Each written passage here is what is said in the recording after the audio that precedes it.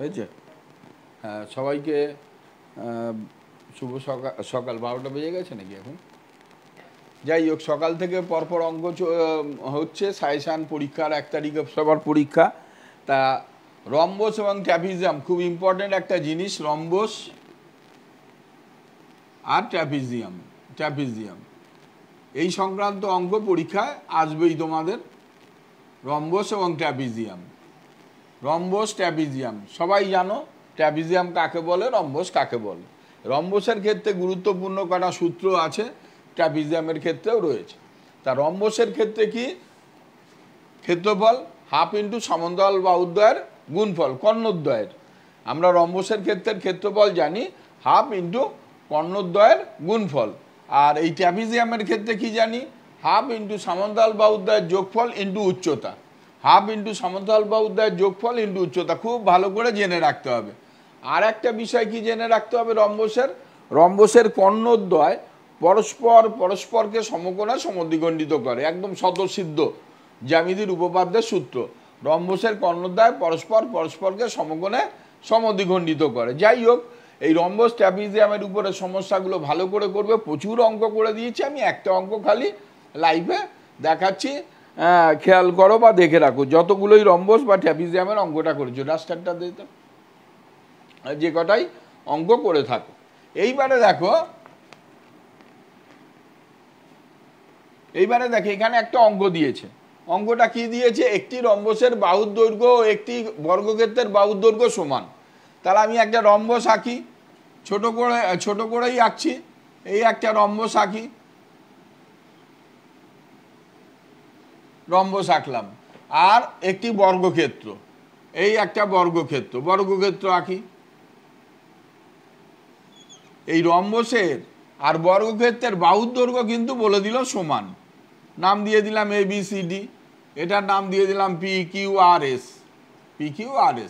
তার মানে বুঝতে পারছো যে AB equal to BC equal to CD equal to DA equal to PQ equal to QR equal to RS equal to SP।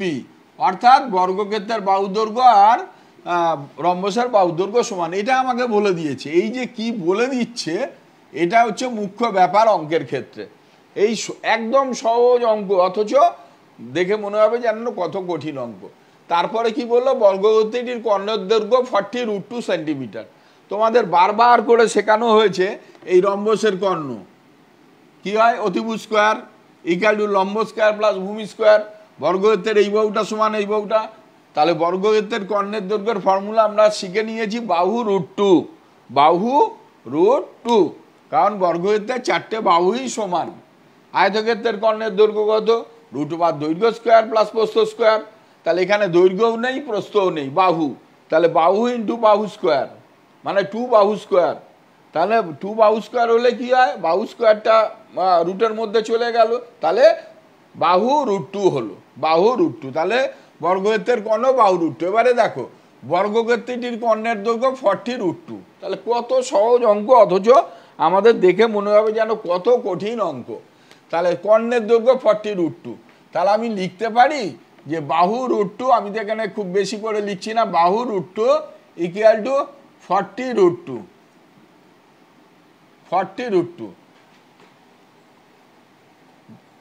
কর্ণের দৈর্ঘ্য, বর্গক্ষেত্রের কর্ণের দৈর্ঘ্য ইকুয়াল টু 40√2।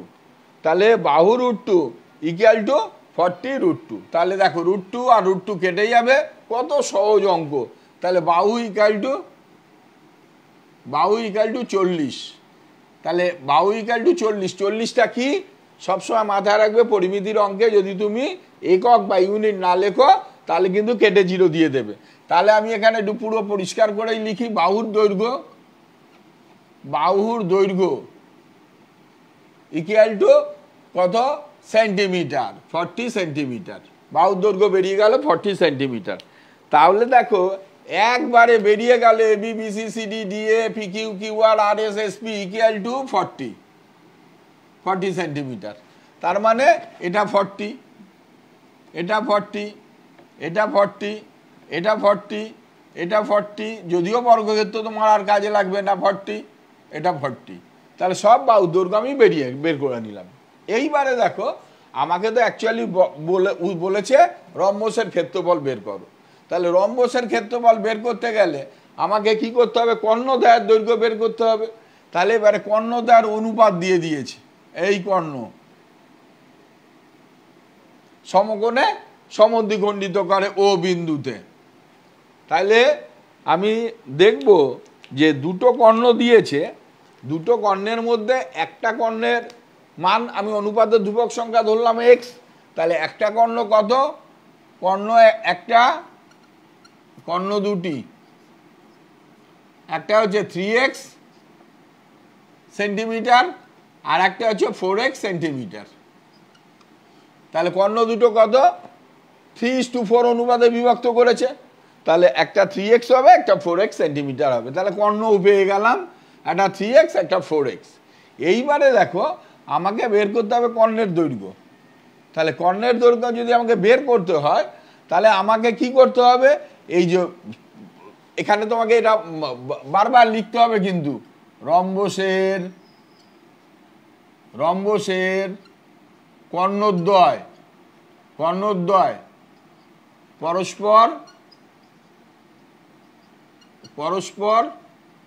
পরস্পরকে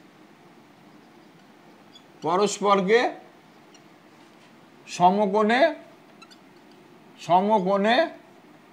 সমদ্বিখণ্ডিত করে। সমকোণে সমদ্বিখণ্ডিত করে। এইটা কিন্তু তোমাকে যেমন জানতে হবে, এই অঙ্কের ক্ষেত্রে লিখেও দিতে হবে। এই অঙ্কের ক্ষেত্রে লিখেও দিতে হবে যে রম্বসের কর্ণদ্বয় পরস্পরকে সমকোণে সমদ্বিখণ্ডিত করে। এইটা কিন্তু লিখে দিতে হবে। বোঝা গেল? বোঝা যাচ্ছে তো? দেখাও যাচ্ছে? হ্যাঁ, বোর্ড পুরো দেখতে পাচ্ছ, অঙ্ক পুরো দেখা যাবে তো? তাহলেই হবে। এই অঙ্কটাই যাতে বেশি প্রচুর ছেলে মেয়ে শিখতে পারে তার জন্যই এই দেখিয়ে দেওয়া। তাহলে দেখো এই শর্তটা কিন্তু তোমাকে বারবার করে লিখতে হবে। এইবারে তাহলে আমি সমকোণে যদি সমদ্বিখণ্ডিত করে, এদিকে দেখো এ বি ও ত্রিভুজ এ বি ও, তাহলে এটা কি ত্রিভুজ? সমকোণী ত্রিভুজ। দেখা যাচ্ছে তো? সমকোণী ত্রিভুজ। তাহলে এইখানে যদি এটা পেয়েছি 40, তাহলে এটা কত পাবো? এটা ধরেছি 4x, তাহলে এইটা কত পাবো? 2x। বুঝে গেল? আচ্ছা, এটা হচ্ছে পুরোটা 3x, তাহলে এটা কত পাবো? 3x/2। তাহলে এই যে তিনটে বাহু পেলাম, তিনটে বাহুর পেলে আমি একটাই আননোন আছে x, তাহলে আমি সলভ করলে পেয়ে যাব। তাহলে এটা কি ত্রিভুজ? সমকোণী ত্রিভুজ। তাহলে আমি নিশ্চয়ই লিখতে পারি যে 40 স্কোয়ার = 2x স্কোয়ার। আচ্ছা, আমি এরম লিখি, এদিকে লিখি 2x square plus 3x/2 square = অতিভুজ স্কোয়ার মানে 40 স্কোয়ার। তাহলে অতিভুজ স্কোয়ার = লম্ব স্কোয়ার প্লাস ভূমি স্কোয়ার। অতিভুজ স্কোয়ার = লম্ব স্কোয়ার প্লাস ভূমি স্কোয়ার। এই যদি বোঝা গেছে? ক্লিয়ার একদম? দেখ, বারবার দেখতে থাকলে পরে বারবার ছবিটা দেখবি। অঙ্কটা করার পরও বারবার, এই যে এটা করে দেওয়ার উদ্দেশ্যই তাই, বারবার দেখলে পরে মাথায় এমনি চলে আসবে রম্বস ট্র্যাপিজিয়ামের কোনো প্রবলেম আটকাবে না। এই প্রবলেমটাই আসবে তা নয়, কিন্তু রম্বস বা ট্র্যাপিজিয়ামের প্রবলেম আসবেই। রম্বসের ক্ষেত্রফল হাফ ইন্টু কর্ণদ্বয়ের গুণফল। তাহলে আমি কর্ণ বের করতে পারলেই তো আমার খেলা শেষ, আমার অঙ্ক শেষ হয়ে গেল, খুব সুন্দরভাবে শিখে যাব। তাহলে এখান দিয়ে আমি দেখি 4x square plus 9x square by 4 = 40 square মানে 1640 স্কোয়ার। বোঝা গেল? আমি এটা একটু নিচে করছি, নিচটা দেখা যাবে তো? তাহলে 4x স্কোয়ার, তাহলে 4 হচ্ছে লসাগু। আচ্ছা, এখানে ধরে যাবো মনে হচ্ছে 4 লসাগু। তাহলে 4x স্কোয়ার মানে কত? 16x square. আর এখানে আছে প্লাস 9x স্কোয়ার = 1600। তাহলে আমি 25x স্কোয়ার = 1600 × 4 বর্গ গুণন করলাম। তাহলে X square equal to 1600 into 4 by 25, 25, তাহলে 25 দিয়ে ভাগ করো 6 আর 104, 64, তাহলে এক্স ইকুয়াল টু √64 ইন্টু 4, তাহলে এক্স ইকুয়াল টু 64 মানে 8 64 আর 4 মানে 2 ইন্টু 2, তাহলে বর্গমূল করলে কত হচ্ছে 8 ইন্টু 2, তাহলে এক্স ইকুয়াল টু 16, তাহলে এক্স ইকুয়াল টু আমি পেয়ে গেলাম 16, আমার সব পরিষ্কার হয়ে গেল। তাহলে যদি 16 হয় তাহলে একটা কর্ণ কত হচ্ছে 4x, একটা কর্ণ 4x, তাহলে 4 ইন্টু 16, 16 দুগুণে 32, 64, একটা কর্ণ 64, আর একটা কর্ণ কত 3x, তাহলে 3 ইন্টু 16 48, একদম যদি 64 শুধু লিখে রাখি 48 শুধু লিখে রাখি কেটে 0 দিয়ে দেবে, তাহলে কি লিখতে হবে সেন্টিমিটার, কারণ আমরা জানি এককবিহীন রাশি হয় না, শুধু এককবিহীন রাশি হয় ব্যতিক্রম, দুটো একটা ক্ষেত্রেই হয়। ফিজিক্যাল সায়েন্সের একটা গুরুত্বপূর্ণ ইম্পর্টেন্ট প্রশ্ন, যদি একই রাশির অনুপাত দ্বারা প্রকাশ করা হয়, যেমন দাব্যতা, দাব্যতাকে কি করা হয় দাবের ভর বাই দাবকের ভর, গ্রাম গ্রাম কেটে যায়, দাব্যতার কোনো একক থাকে না। তাহলে কর্ণদ্বয়ের দৈর্ঘ্য পেয়ে গেলাম।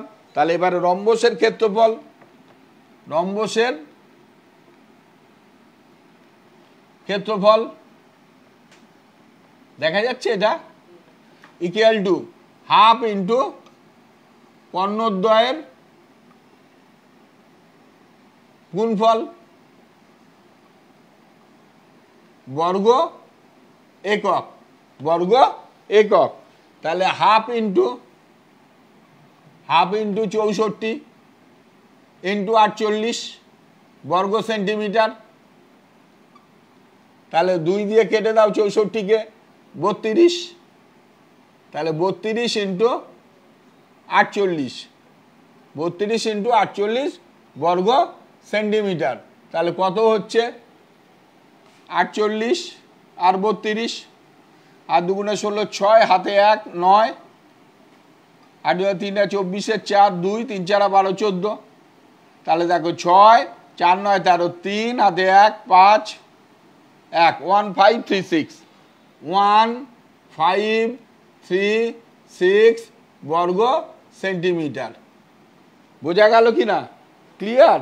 খাতায়, কলেজে, কাগজে, মগজে, কলজে 3 জায়গাতেই নিতে হবে এই সমস্ত ইম্পর্টেন্ট অঙ্কগুলো। আবার বলি, এটা বর্গক্ষেত্র আর রম্বসের প্রবলেম দিয়েছে। রম্বসের ক্ষেত্রফল হাফ ইন্টু কর্ণদ্বয়ের গুণফল বর্গ একক, ট্র্যাপিজিয়ামের ক্ষেত্রফল হাফ ইন্টু সমান্তরাল বাহুদ্বয়ের যোগফল ইন্টু উচ্চতা, আয়তক্ষেত্রের ক্ষেত্রফল দৈর্ঘ্য ইন্টু প্রস্থ, বর্গক্ষেত্রের ক্ষেত্রফল বাহু স্কোয়ার। তাহলে এই ফর্মুলাগুলো তোমাকে মাথায় রাখতে হবে। আর রম্বসের ক্ষেত্রে একটা গুরুত্বপূর্ণ বিষয়, অবজেক্টিভ অঙ্কও প্রচুর শিখিয়েছি, যে রম্বসের কর্ণদ্বয় পরস্পরকে সমকোণে সমদ্বিখণ্ডিত করে। এই অঙ্কটাই শুধু বলবো না, এই রম্বস এবং ট্র্যাপিজিয়ামের উপরে এই অঙ্ক অবশ্যই অ্যানুয়ালিতে কমন পাবে, বারবার করে করবে। ধন্যবাদ।